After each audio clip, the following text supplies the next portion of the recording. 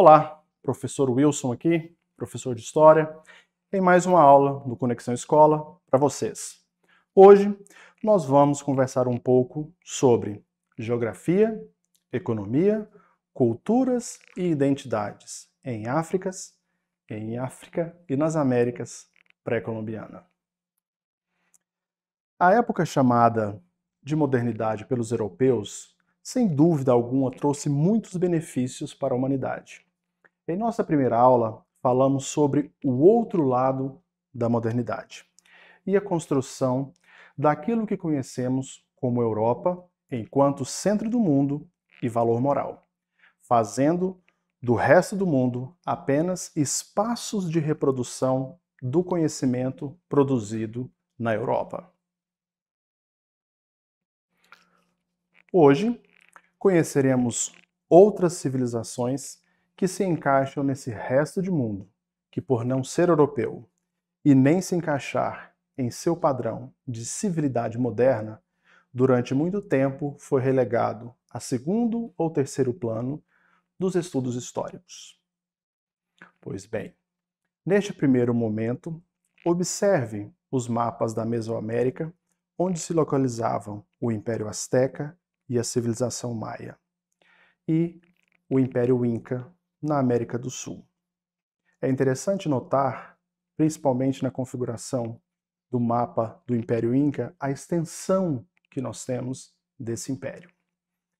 E pensar por que então essas civilizações foram pouco estudadas, por que a cultura, a tecnologia que esses povos desenvolveram não foram tão estudados nem divulgados para nós enquanto estudantes. Hoje nós aprenderemos um pouco mais sobre esses povos. Falaremos um pouco sobre os maias, o povo mais antigo a viver na América. Habitavam o atual território de Honduras, Guatemala e parte do México. Tinham uma sociedade dividida, com cidades-estados, com chefe supremo e cargo vitalício. A nobreza vivia nos grandes centros urbanos e a classe menos privilegiada pagava altos impostos. Como base da agricultura, nós temos milho, feijão, algodão e o cacau. E esses povos realizavam uma intensa atividade comercial entre si e entre outros povos. Eram comunidades bastante religiosas, com deuses ligados à natureza. Existia um sumo sacerdote, e esse sumo sacerdote possuía os segredos da astronomia, organizava os templos e interpretava a vontade dos deuses. Grandes matemáticos e grandes astrônomos previam eclipses, elaboravam um calendário e um sistema completo de escrita e tinham um vasto conhecimento de arquitetura, como vocês podem ver nessa imagem que eu selecionei para vocês, uma pirâmide. Você pode pensar, nossa, é muito similar às pirâmides do Egito. Sim, em várias partes das Américas nós encontraremos esses edifícios.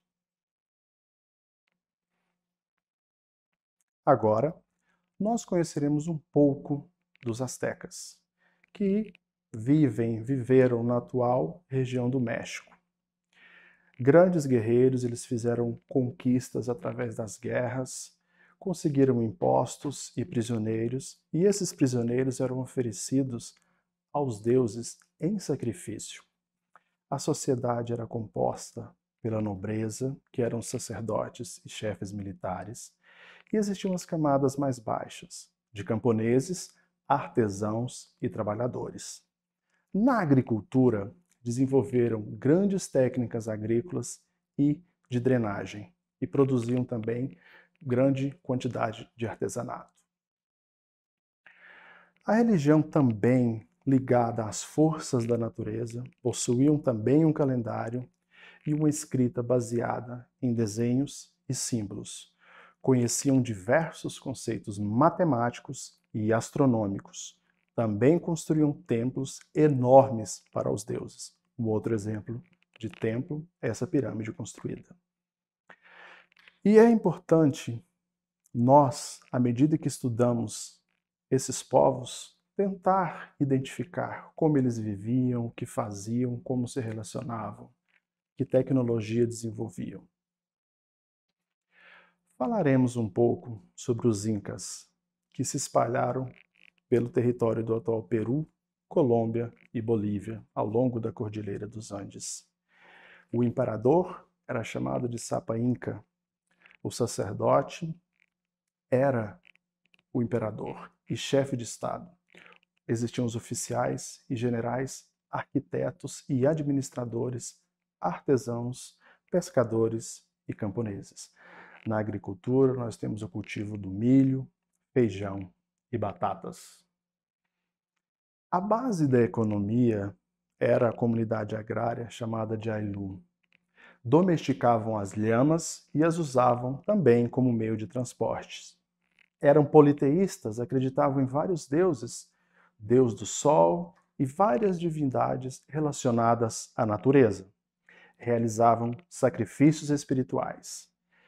Eram mestres também da arquitetura, construindo grandes edifícios e casas, e criaram um sistema de contagem chamado quipu, para que fossem capazes de saber e armazenar os grãos que eles produziam e também os impostos que arrecadavam.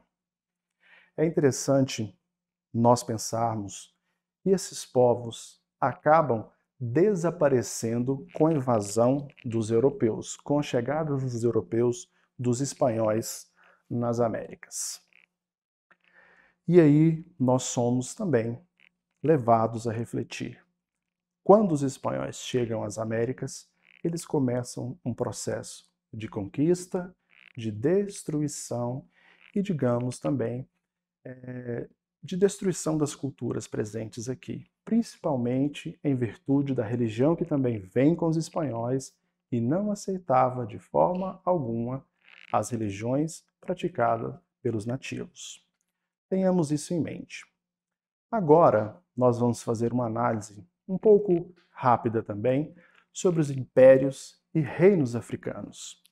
É interessante nós pensarmos o seguinte: no continente africano, existiram reinos, existiram impérios? Quais eram as semelhanças, então, com os impérios e reinos europeus? E é isso que nós vamos analisar. Solicito que vocês observem com extrema atenção o mapa a seguir.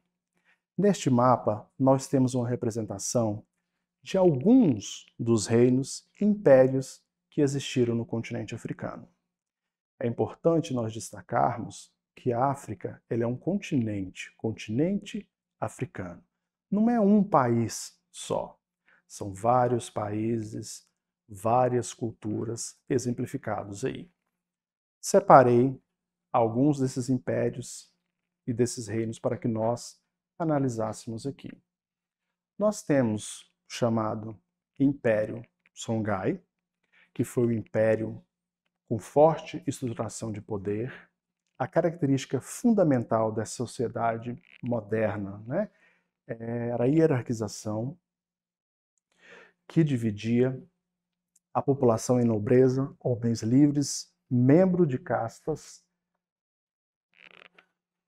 e ofícios e escravos. O mundo urbano era constituído por uma sociedade hierarquizada. Era um grande centro comercial também nessas épocas. O Império Mali possuía várias nações sob seu comando.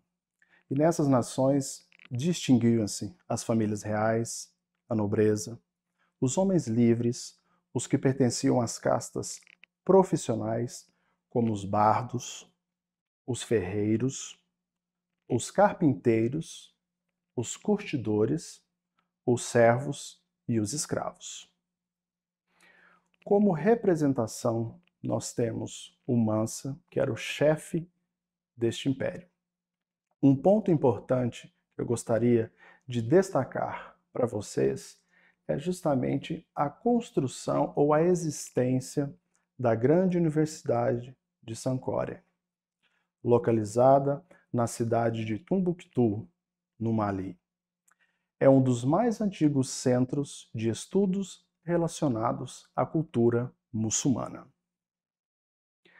Vale lembrar que Tombuctu era o centro de passagem de uma antiga rede de comércio que se estendia desde o Médio Oriente até o norte da África. E é interessante perceber que essa grande mesquita ela foi transformada justamente no que é chamado de madraça, que é um local de estudo. A madraça era capaz de abrigar 25 mil estudantes e sua biblioteca possuía um acervo entre 400 mil e 700 mil livros e manuscritos. É importante nós percebermos o valor que tem tanto as culturas africanas quanto as culturas da América pré-colombiana. Nós precisamos conhecer essas culturas. Nós precisamos estudar essas culturas. E nós precisamos dar voz a esses povos e essas culturas. Como sugestão de atividade, eu gostaria de propor que vocês observassem esse mapa do continente africano com uma divisão linguística e que você ponderasse um pouco. Você considera correto referir-se ao continente africano apenas como África? Sim ou não? E explique a sua resposta baseado no mapa que foi apresentado para vocês. Nesta aula, por meio de textos selecionados e exemplificações, você conheceu e caracterizou as civilizações pré-colombianas e africanas, dando voz para a geografia, economia e cultura desses respectivos povos. Foi levado a refletir sobre a importância e a valorizar os seus saberes. Esse é o nosso grande desafio, valorizar os saberes daqueles que são diferentes de nós. Nós encerramos por aqui e eu aguardo vocês na próxima aula.